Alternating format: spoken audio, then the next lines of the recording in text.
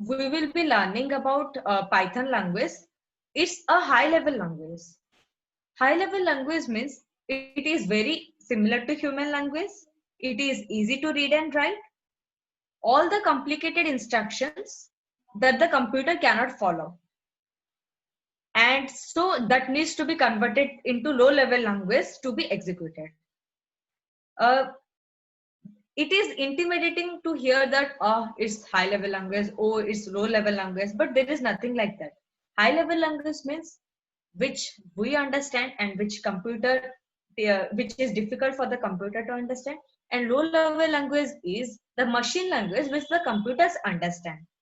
We are of high level, okay, in simple terms. So we can clearly say that high level language is the language which we humans use. For example, C, C++, Java, Python, these are all high level languages. And low level languages is the machine language which comprises of zeros and ones. And this is the language which only is understood by the machines.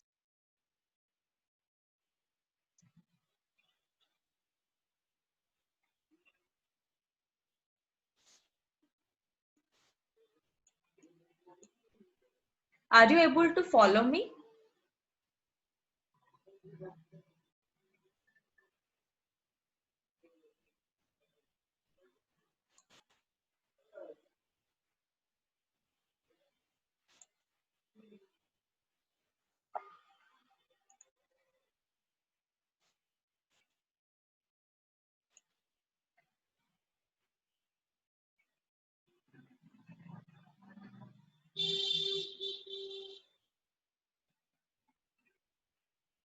Now we will be differentiating between an interpreter and a compiler. An interpreter is something which is required to convert a high level language into a low level language. So, so Python is interpreted language because, as I said, is a high level language. So it needs to be converted into a low level language. So for that, we need interpreters. And so we will say that Python is interpreted. But C++, C, these are all compiled languages because they do not need to convert into a low level language because they are already low level languages. So that is the difference between an interpreter and a compiler. So let's get into the difference between them. In interpreter, Python is translated one line at a time. Like usually, what does the interpreter do is it will follow up the program. Program is the set of instructions which we write, and that is executed by the system. Okay, we will get to know about it a bit later. So what is a program? A program is a set of instructions that we write, that we give to a computer to do the work.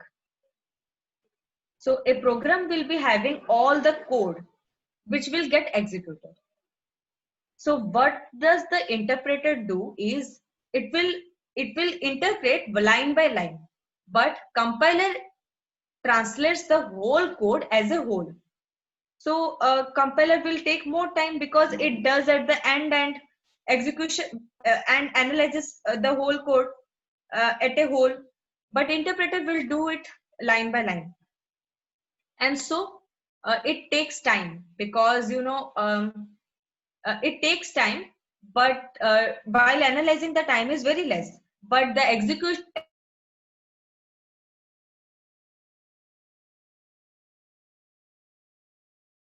thing at the end, so execution will always be faster. At the end they are compiling the thing, they're compiling the code. So for execution, very minute time is required, so execution will be faster in the case of compiler. Guys, are you able to follow me up? Do you have any queries?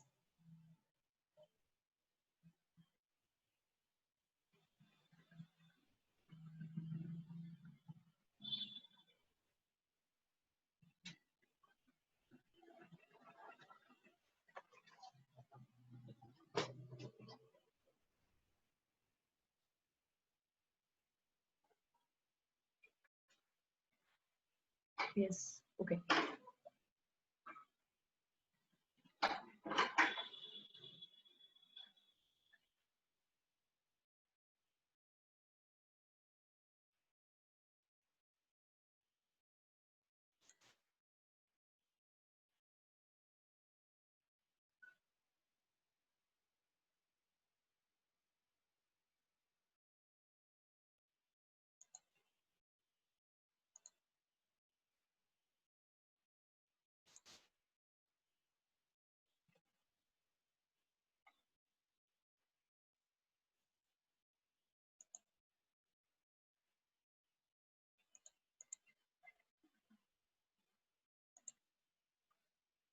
Yeah. So interpreter continues to translate the program until it finds an error. Thus debugging is also easy. So what it will do, for example, you are writing a code in a system. So I told you that interpreter translates line by line. So after one line, if you get an error, so you the program won't be running, because as interpreter checks line by line, so it won't be able to run. So what is the advantage of it? You will get the error at that point of time. But wonder, if you write a piece of code and at the end you are getting lots of errors. So how will you be able to interpret where I am doing wrong? You won't be able to do it, right? Because it will be very hard. But this interpreter helps a lot because it finds the error at that particular line of code. So debugging. So what is debugging? Debugging means bug, opposite of bugs. Debug is the opposite of bugs. Bugs means the problems, the errors. The errors that we get while solving a problem is the bugs. For example, while running a code, you gave.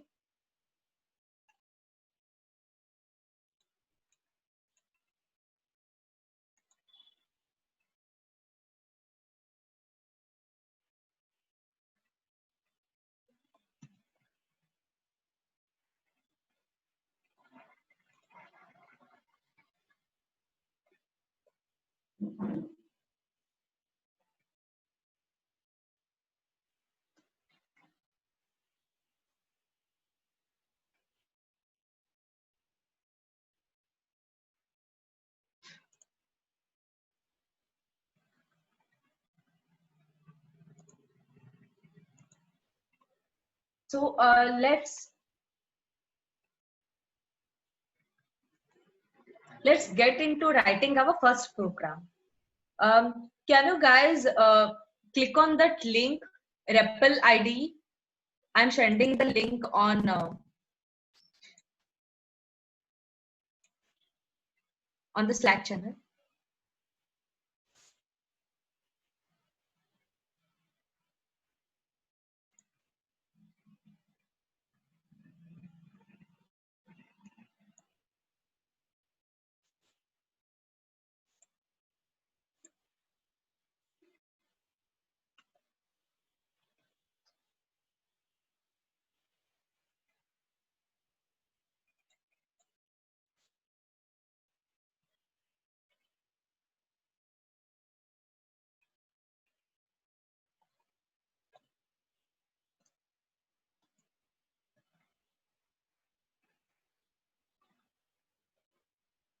Click on that link and and sign up, so that we will be able to run our first program there.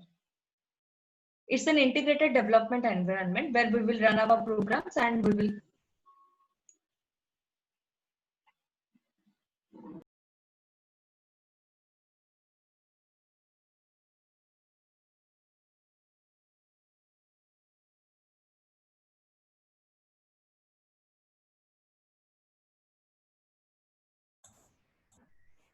I think she's having some internet connection issues. She'll join right back. I think it's okay.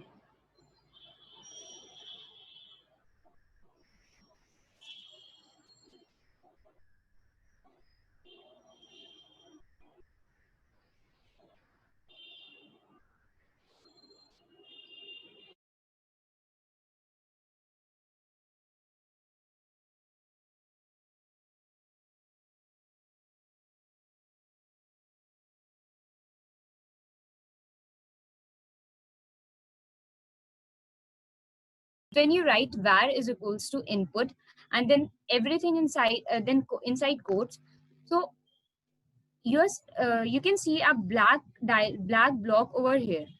This will be the format of input. Okay, so whichever statement you are writing inside the quotes in input bracket, it will be printed as it is, and now you can take the input value from the user. So suppose here user has given the value 10. So 10 will be stored and it will be 10 will be stored in the variable var now. Okay, 10 will be stored in var variable. Suppose you don't want anything to get printed while you are taking input. So you can leave these input brackets blank. Means you can write var input and then parenthesis. Then also whenever you will type the value, you will enter the value. It will get stored in the specified variable. But in case of input, there's one very important point that whenever you give input, it is actually stored by default. It is stored in the string format in variables. So suppose you are giving the value 10 over here. 10 usually is a number. So you might think that variable over here would become an integer variable, but no. When it comes to input, it by default stores the value as a string. So we need to typecast these value, means we need to convert string into integer over here because we need value 10 as an integer. So what we can do is we can change its typecast. We can change its type. For changing its type, we can just write whichever type we want, and we can write that input statement in the in its braces. Suppose we are inputting age, 10 was being inputted. Now we have enclosed in braces. Now the value will change to integer. Age here would be an integer variable. We can change the we can typecast it into different different data types. Like for string, we can use str value. Here you can see in white, it is written that value is equals to 7. Value is equals to 7, and we are changing it to string. And we can change it to character value as well. Means now the 7 will change to string. It can change to character. Means you can basically change the type of that value, of that data value, by using typecasting. So in case of typecasting, what you have to do is just write integer or string or character, whichever data type you want to change, and enclose it in the braces. So the key point was that input usually by default stores the input as string. And if you want it to be any other data type instead of string, you can change its type. So where for COVID checker, we can input name, and for name we can initialize variable value as name, and inside of its string braces, like here it was input value of your variable, we can write enter name or what is your name accordingly.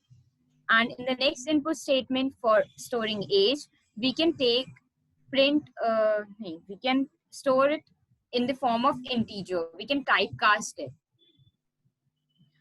First of all, so let's start with ID.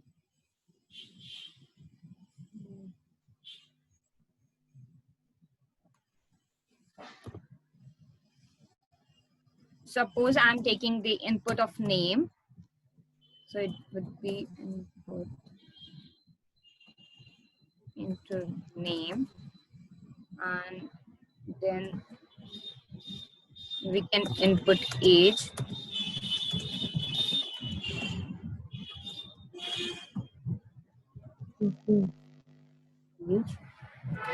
And we can print them.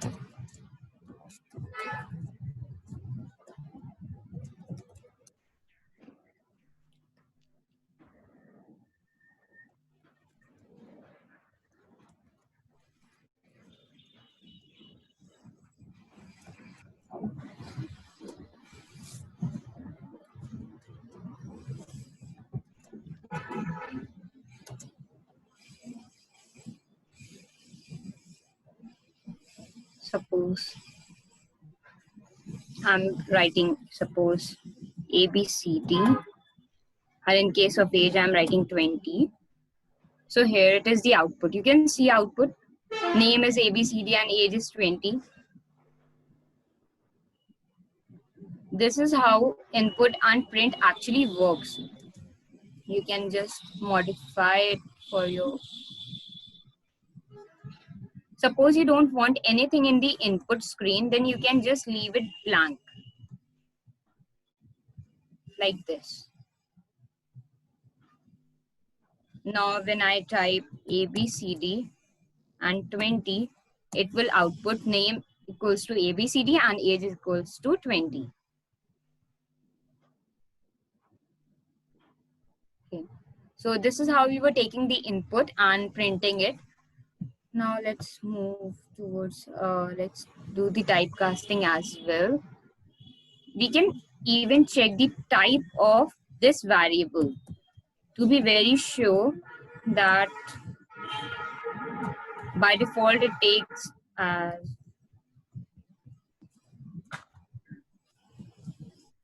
age and name.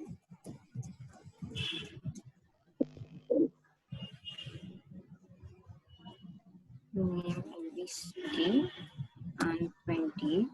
So here you can see that though we are writing 20, we are inputting 20 in age, still we are getting type of age as string. As I told you, by default input takes the data type as string. Now if we just change its type, we typecast it into integer.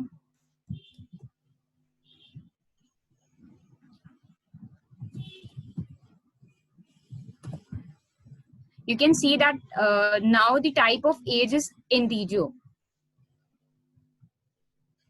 Should we move towards the next slide?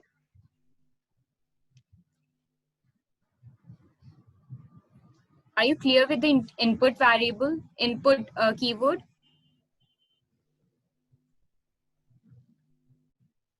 Are you all clear with input keyword? I think I'm personally a bit lost in this particular topic. I don't exactly follow why we're writing int, and then I don't get the place of the input here. Why do we have to mention the term input? Basically, suppose wait a minute. Suppose, you are working. We were making a system checker project.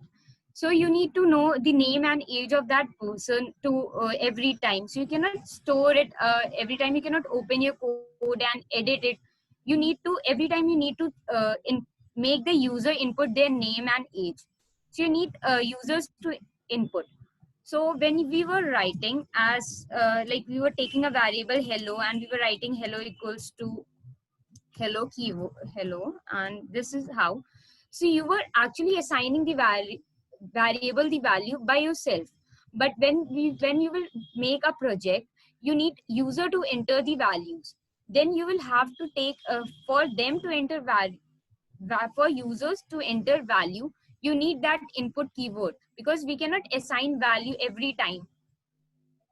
Yes, makes sense.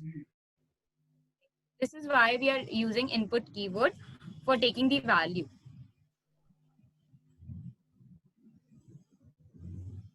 Okay, so here we have difference between equals to and double equals to.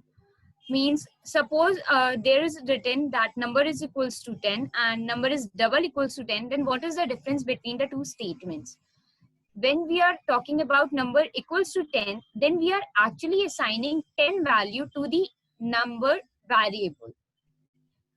When it comes to small, just a single equals to, it means we are assigning the value. Like we were using it over here, like name is equals to Mark or age is equals to 20.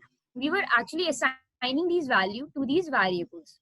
But when it comes to double equals to, like number double equals to 10, then we are actually checking, we are actually comparing these two variables, these two values. So the value of number variable will be compared with 10 when you are writing num double equals to 10. So we can compare value of any two compatible variable types when we are using double equals to. So this was the difference between single equals to and double equals to. Like we are comparing. For single equals to, we are just assigning, and for double equals to, we were comparing the values.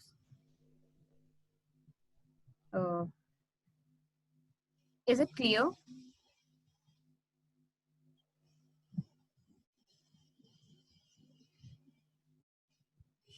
Is it clear? Yes. Now, basically, just now we have discussed about double equals to, the concept of double equals to. Now we are going to use it in our program. So basically it comes under, when you're talking about comparison, means you need to check it is somewhere connected to conditions, because if it is equals to or if it is not equals to, there will be two conditions you will have when you are using double equals to. So we are going to use those conditions in if statements. If statements are basically used, suppose you have to specify that the inputted variable, inputted integer is even or odd. So if you write like suppose input variable, suppose the value of input is 2, means it is even. So you can simply check that if that number is completely divided by 2, then it is even, and if it is not completely divisible by 2, then it will be odd. So in that case, we can use if statements. When we are talking about if statements, so this is the basic syntax. Like if you write if, and then inside braces you write the condition, means number mod 2 equals to 0, means it is completely 2, number is completely divisible by 2. Then this part of the code will execute it, that is under if condition. Suppose condition fails. Suppose condition fails. It will move to the next condition, means else if. ELIF means ELIF is a short form for else if, or so if this condition fails, then it will move to this ELIF region. If this condition which is over here is true, then it will execute, else it will execute this one. So basically else is the default condition, means if all the conditions above it fails, then this part of the code will execute. We can have as many else if statements as we want. Even we can have zero elif statements. Suppose I just remove it, we can even this form of code is also okay. Means if we can use it for suppose even and odd. If number is completely divisible by 2, then we can print here we can print even, and else it will be odd. Or we can so basically if and else statements are only used once, and else if statements can be as many times. Suppose you are using suppose you are telling if a number is, which kind of integer a number is. If it is less than 0, then it will be negative. If it will be greater than 0, then it will be positive, else it will be 0. So you can have conditions like this. You can use, we can have more than one elif statements. We can have even 0 elif statements in your program. So this is all about the program. When you are using this form of code, this block of code, only one kind of statement will be executed. Suppose first if condition comes out to be true, then this code will be executed, and the rest of the things will be skipped. They will not be checked even. If it fails, suppose this condition fails, then it will move to the next elif statements and check if this condition is true or not.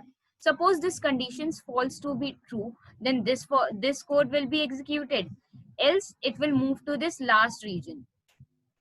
So every time it will check the conditions. If condition falls true, then it will execute that part of the code, else it will execute the default one.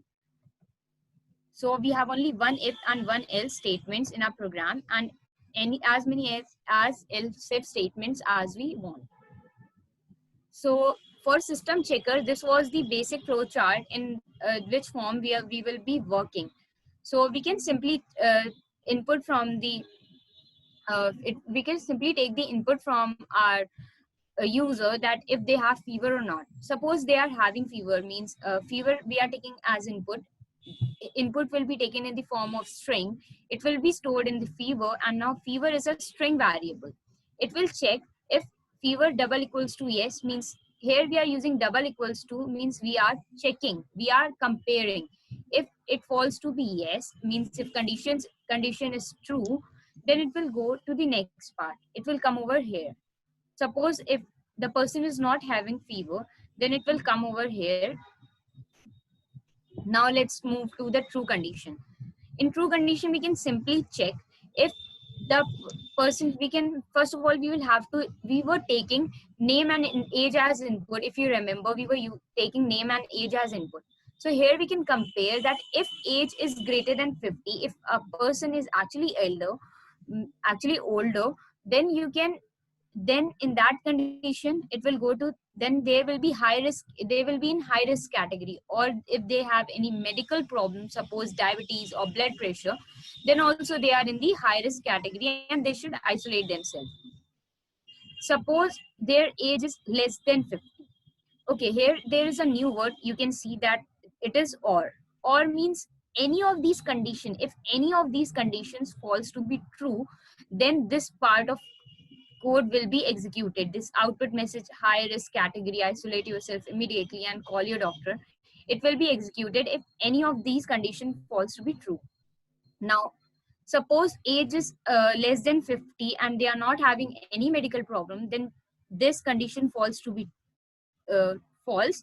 Then we will move to next. We will check if age is less than 6 or not. Suppose age is less than 6, then it will come to high risk category and call a doctor for your child. Suppose even now age is suppose 25 or 26, that is less than 50 and greater than 6, then we can just say, we can check their travel history if they have traveled in last 14 days or not.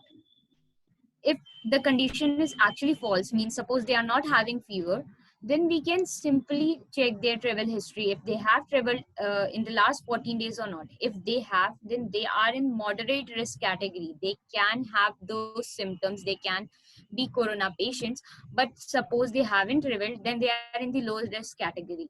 That means there is very less chance of for them to fall for corona. So we will be working on this code now. I have a quick question. When we're writing fever equals yes, why are we repeating the same statement with yes in the lowercase? And we also noticed that happening in the true box, medical problem yes, and then again medical problem yes. We would be expecting a no, right?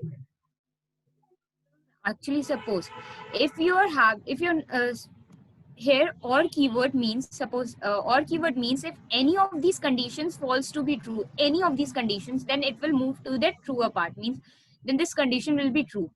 Your question was, why are we using capital yes in capital also and then in lowercase also, means. So basically when we are talking about programming languages are case sensitive, and we are assuming that the user will actually either write everything in capital or in yes. Even you can have more conditions over here, means capital Y and small es. So we are basically using yes statement twice because programming languages are case sensitive, means both yes will have different meaning to the compiler. Makes sense. So capital yes would mean true, and then small yes would mean false. No. Actually, suppose let's talk about real life example. Suppose a person is having fever, then they are having higher chances of getting corona nowadays. So if they are having fever, suppose let's not talk about first of all to capital and small case letters. If they are having fever, then it will come to the truer part, means if they are having fever, it will come to truer part because they can have chances of corona. Here we are using yes twice because yes because the languages are case sensitive. So even when I'm talking about just capital Y and small y, they will have different meaning to the compiler. So here capital S and small yes both will have different meaning to the compiler, but we as a human know that whether yes is written in capital or in small, it is actually true. Means we are saying yes, we are having fever. We are agreeing. We are saying yeah, means we are having fever. So we have just used, that is the reason we have used or keyword over here. So the user, if the user writes in capital or in the small, both case will be interpreted as true. Suppose we skip this smaller part, we just write fever is equals to capital yes, and suppose the user inputs it in small letters, then the condition will fall true, will fall false, because here fever will not match with capital yes, because when you are inputting it in lowercase alphabets, then it will not match with capital case alphabets. So as a machine, it will make this condition false. But we as a human know that yes, written in small or capital have a same meaning. But for compiler, for the machine, every word will have different meaning if their cases are different. Even same alphabets with different cases will mean different to the machine. So here, so that is why we have taken both the possibilities. Suppose the user is writing in capital or small, we are considering both as true. Understood. Thank you.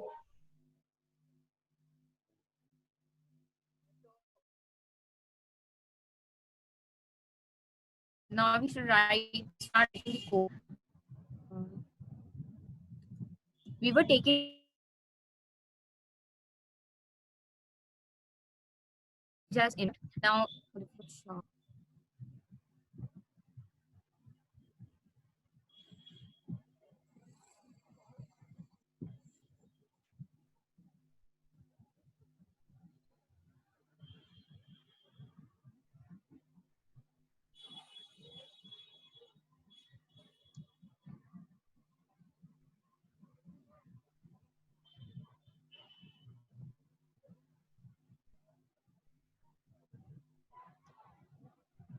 So first of all, we have taken the name and age as input. Now we will check.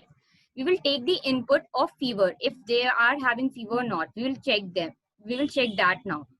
So here we will check. We will write fever. Fever is a keyword, is a variable now, and we are taking input from the user if they are having fever or not. So it will be fever.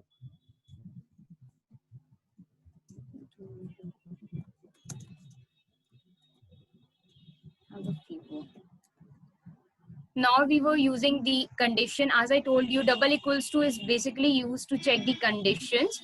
So it will be like if fever double equals to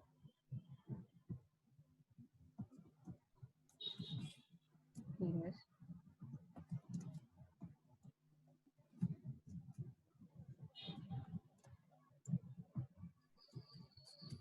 equals to yes.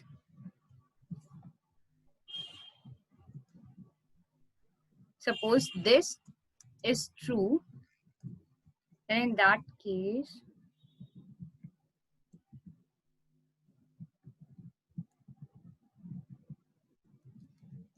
then we will check its medical condition. Because if it is greater than, I have a code and I don't want to waste much time in writing it just now. So it would be like easy to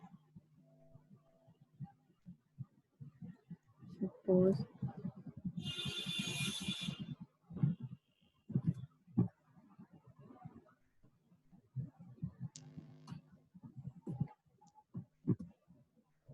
Suppose this is, let's compare it with the flow chart. So, okay. So we were taking fever, we were taking input for the fever keyword and we were comparing it. Suppose fever was, it was yes, then it will go, we will check, we will like take the input from the user that if they have any medical problem or not. Means if they have any high blood pressure or diabetes, if it comes out to be true, means they say yes, then we can compare if their age is greater than 50 or they have medical problem, then they are in high risk category. Or if their age is less than 6, if we are talking about kids, then even they are in the high risk category. But suppose else, if they are not falling in these categories, means their age varies is greater than 6 and less than 50, then we can check if they have traveled or not. Means travel equals to input, have you traveled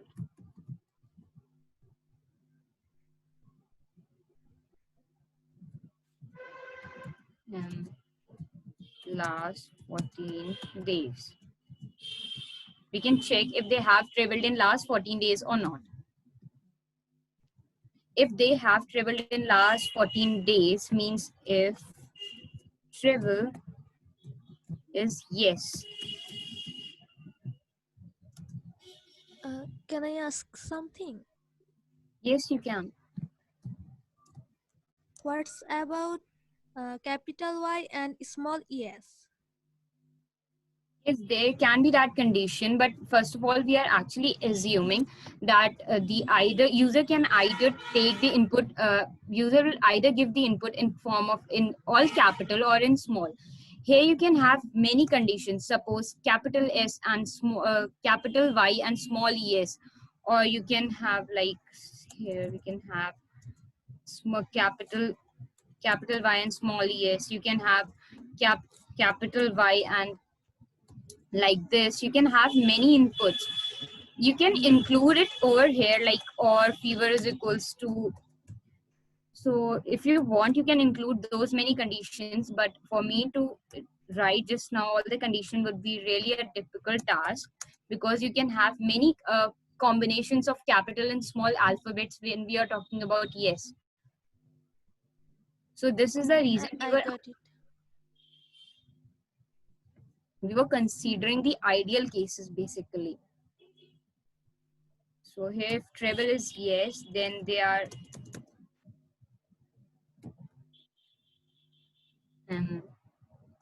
moderate risk.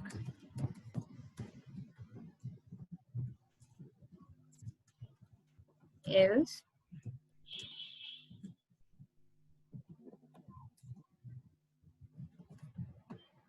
low risk.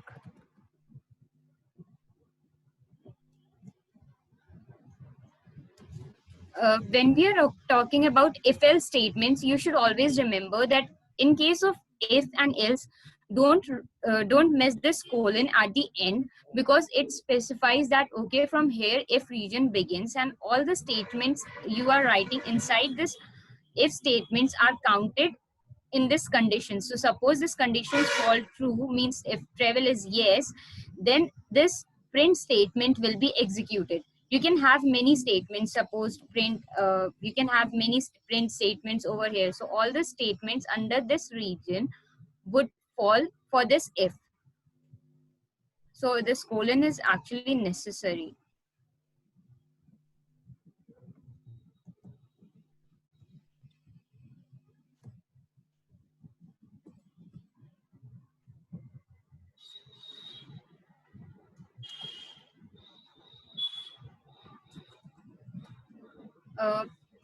So we were working with the help of a flow chart. We have covered this region when the condition falls true, when they are actually having fever. Now let's come to the next part, means if they are not having fever. Suppose suppose the user types no, then we can simply check its travel history. Means we are actually working, we will again work on this region. So it will be, suppose this if means if fever is no, then this region ends over here. And now we will go to the else part, means fever, if they are not having fever, then we can check that means the same part of code will be repeated again. Means, but here's a very important point. Now you can see that this, if they are not having fever, then this part of code is being executed. Suppose their age lies between 6 to 50, then also the same part of code is executed. So you are writing the same lines again and again, and here they are only 5 lines, but suppose you are having more than 5, means around 1,000 or maybe more, then in that case writing the same thing would actually be a problem. So in programming language Python, you have an alternative for it. Means you can use it, you can store it in a region that is called function, and whenever you need those, you can call them. So now the next topic is function, and we are going to study about it.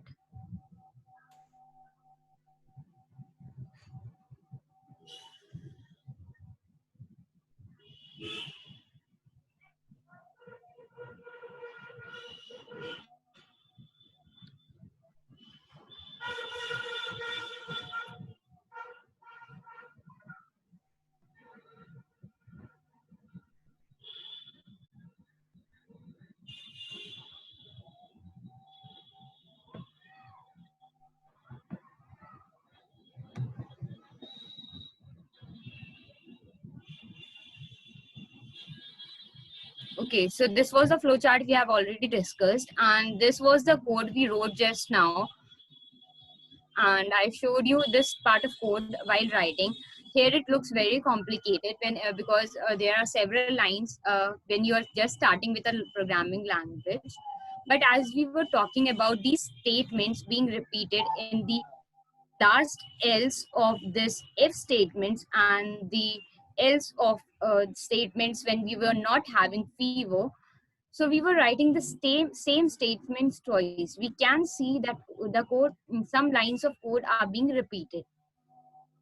We have an alternative for it called function. Function is basically a block of code, and it runs when it is called. So we can store those lines in a block of code, and it will run when you want them. So functions, in functions you can pass data. Means suppose you're talking, if you want to pass name or age of or any other value, you can pass those values within functions. We can so functions are basically, functions can be many. They may or may not return data. They are basically used to perform tasks. Means when we don't want to write those statements more times, we can simply use functions. For example, here in our code, there were some statements being repeated like this region and this region. So we can simply form a function, and we can store these lines over there, and we can call that function twice. Like suppose this was a code, and we just, so this is how we define a function. Def over here is a keyword we use, and after def, whatever word you write is used as the function name. It is a function name you are defining, and in the braces, in the name, that is the parameter you are actually using. So if name is equals to, if for example here in this code,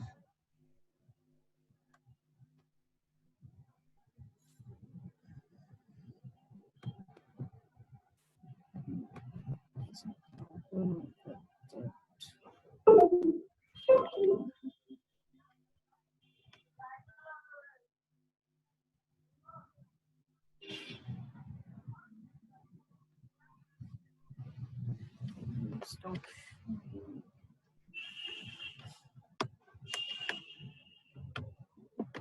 Just a minute. You are defining a function. Def means a keyword that is used to define a function, and here we were actually repeating the lines as travel. So we are giving the function name as travel.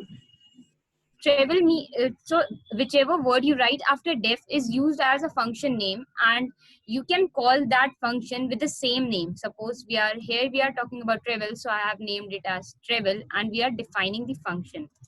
As I told you, if in if else also we end that statement with colon to specify that, okay, we are talking about that particular region. So we write def, then travel means we are talking about that particular function name. And here we are going to discuss what are the tasks that function is going to actually perform. So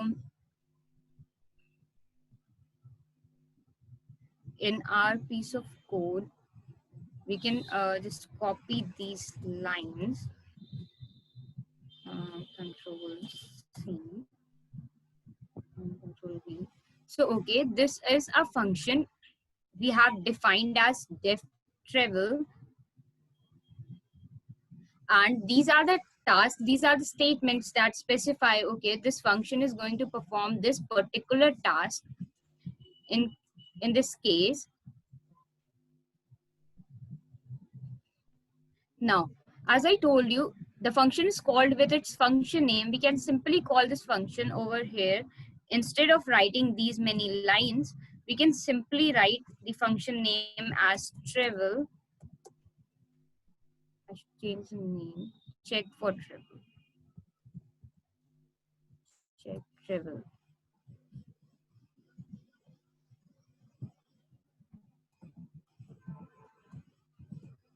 And we can just simply write check travel. And now whenever you will whenever a function name is written over here, it will be it will simply call these particular piece of code, means these lines will be called when your program reaches over here, because check travel is written over here. We can modify our code over here also by writing check travel. And now we don't have to write those lines again and again. So for making our task easier, by simply making a function for the piece of code that is being repeated and calling it, would be easier for us to write, instead of writing all those statements again and again, because here you are just again, because here it was only twice. Suppose you had to write these statements 10 times or maybe more, then it would be really a great idea if you use functions. So functions are basically for our benefit, like they can be called so that we don't have to repeat that same piece of code again and again. So this was the use of functions. And again over here you can see that in the same piece of code we have just replaced it with its function's name, as we have done over here, and those lines are being stored as functions in a function defined with def check travel. When we are talking about functions, in case of program, when we start our program, it starts executing from the first line. But for a program to start, we should know the beginning. To specify the beginning of a program, we just use a function called main. Main, as the name specifies, it as the most priority function. So when we write def main, and we start with define a function called main, and we specify it as the start of the function, then the code will start from that particular region. So main basically is used to specify the beginning of that particular program. So here we can write, we can create a new function called def main, and we can put all these things in main function.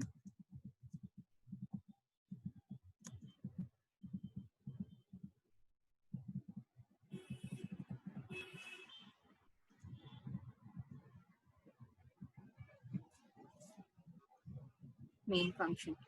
And now we can simply call that main function. For calling main functions, we have a specific line over here, that is if double underscore name double underscore equals to main, which is both side followed by a double underscore, and then if this happens, then we simply call that main function. This is how we call the main function. It marks the beginning of your program. So if we write if, So this was the beginning, and now we are going to add it to our code as well. So if name underscore equals to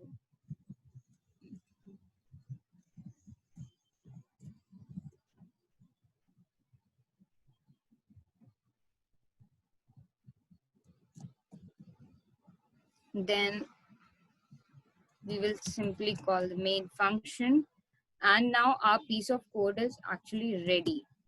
So let's just check and compile it and see if there is an error or not. Okay, here it is an error in if condition.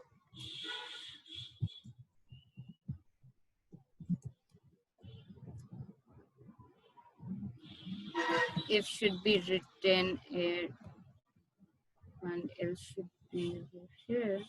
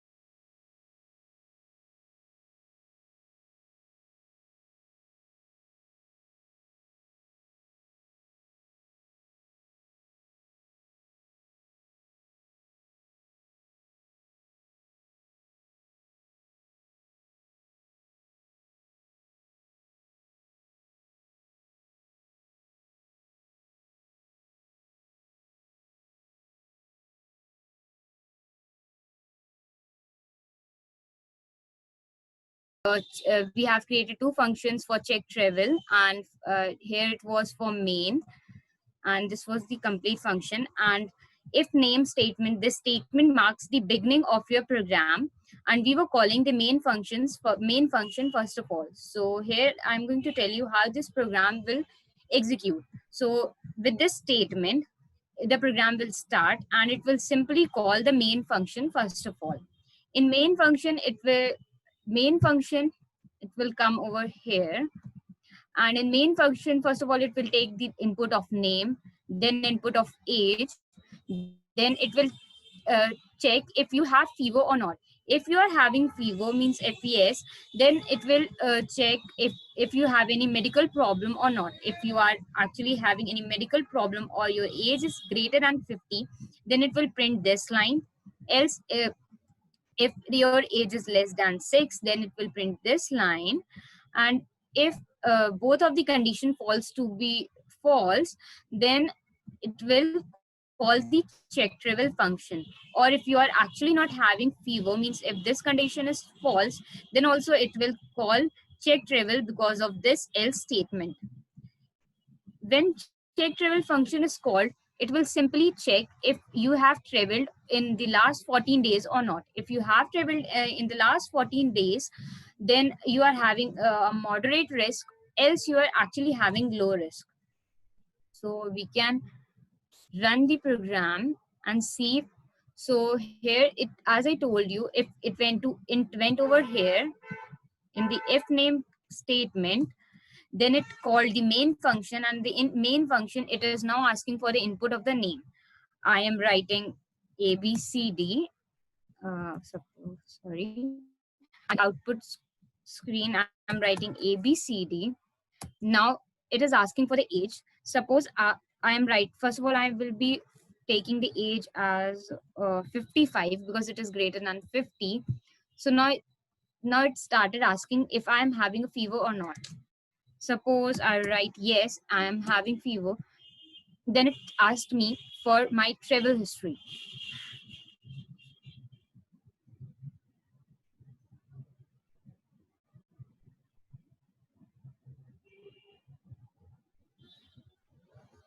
Yes. Then because of yes condition, I'm in moderate risk. Now we can check this code with different input.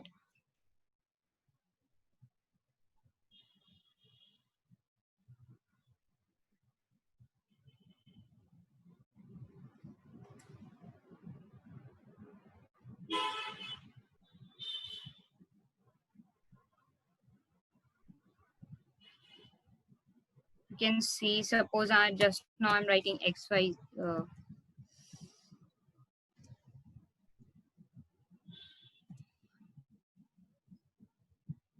Run again. Run again. Now here I'm writing ABCD, and we can check the age. Suppose we are having age 25, then it will ask if I'm having fever or not. Suppose yes, I'm having fever. Then it is asking for the medical condition, that if I'm having high blood pressure or diabetes or not. Yes, I am. Suppose I am having. Suppose I write yes.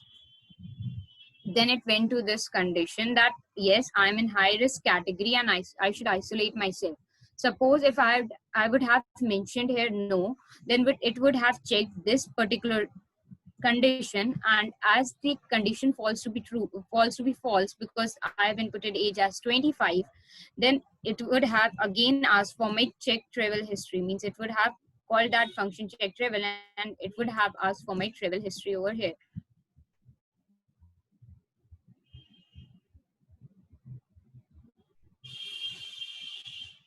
So this was about the main function. So in the main function, now we were asking, we had actually discussed about a statement called that functions can pass value with each other. Means they can pass value to each other. Now we can see that in working, that how these values are actually passed. Suppose in case of our check travel, I pass the value name.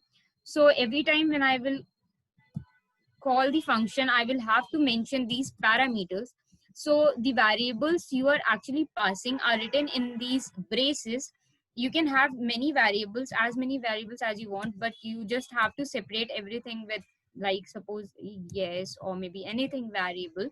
Suppose if you are having yes as variable, so you can pass them with separated by comma, as many as variable you want. And every time you are calling that function, you will have to write those many parameters. The number of parameters are actually the number of parameters are actually uh, means defined when you are defining a particular function. Main function doesn't have any parameter. Actually, we do not give any parameter to the main function usually. So this was the piece of code and the main function which we had discussed. So we have covered the print keyword, input keyword, the variables, the functions, and the condition parts, means difference between equals to and double equals to, and the if else statements, and the main functions. So now I would like to ask, if you have any doubt, please share with me. If you have any doubt, please share.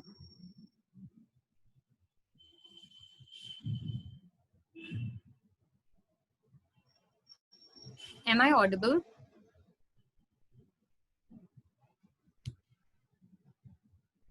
Yes. Please share any doubt if you have.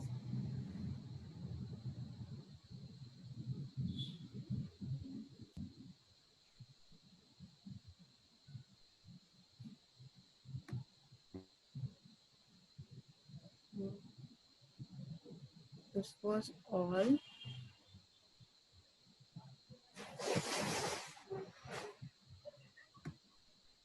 So we have completed, we have discussed about the functions, the main functions and everything. But here come, when we are making a project called system checker, then here arises a question that if it's better to conduct, do you think it's better to check if we really need to conduct a test or not? Suppose we can simply check if a person is having symptom or not. If anybody is not having any symptom at all, then they are having actually low risk. So they don't need to check the COVID test necessarily. So we can simply have one more condition in our code, that if they are having any symptoms or not.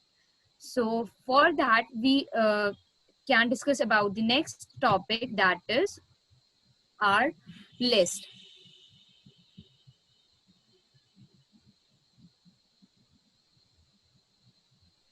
Basically, so list is an collection of data, means we have similar collection of data and we can store it in the list. And so here we were using list in a program for storing the symptoms. So we can have symptoms, we can have a list called symptoms. So basically this syntax of list is, we take the name and inside the square brackets we write these values. Suppose here we are taking the list for the fruits, for example. So we were taking apple, banana and carrot as the values. For the list of integers, we were taking integer values. So this is for list. We can implement it in our code.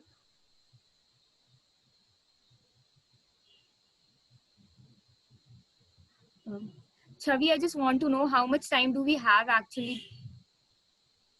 I think the other class is going to go on for another 30 minutes. So if you want, you can. Otherwise, you can end at any time if you feel like you've covered enough. I think I have covered enough, means I have covered till functions, and I don't think so it would be better to introduce with a new topic list, because it is a bit complicated. I don't think so it would be a better idea to cover that topic as well. So if you want, like, you can stop here. Otherwise, like, you can go on for 30 more minutes and cover lists. Actually, I was not planning to cover list. Okay, then it's fine. I think you can stop here. Because even the other class is not covering lists, like they're behind right now.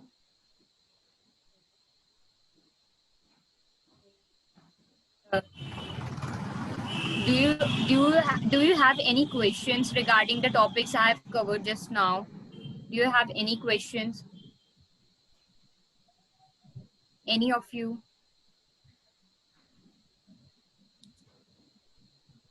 Okay. So if you want, please follow our page on Instagram, that is the Change the Code. And if you have any doubt, you can reach out to me on Instagram with the name Vaishnavi Pandey anytime if you want, regarding the workshop. So, yes, okay, Change the Code. It is mentioned.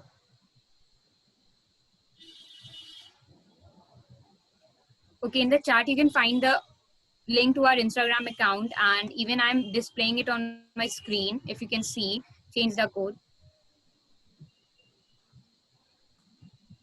Actually, so okay, Chavi, that's all I think. Yeah, sure. Thank you so much, everyone, for attending. I hope you guys learned a lot. Thank you so much, Vaishnavi.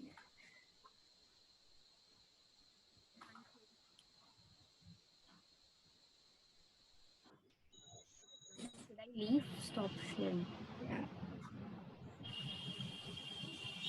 Can I go to the main session? for a while? Everyone, you guys can return to the main room. I think you should have a blue button Yeah, at the yeah, bottom that is saying I leave know. room. But I think other session is not finished yet, right? Yeah,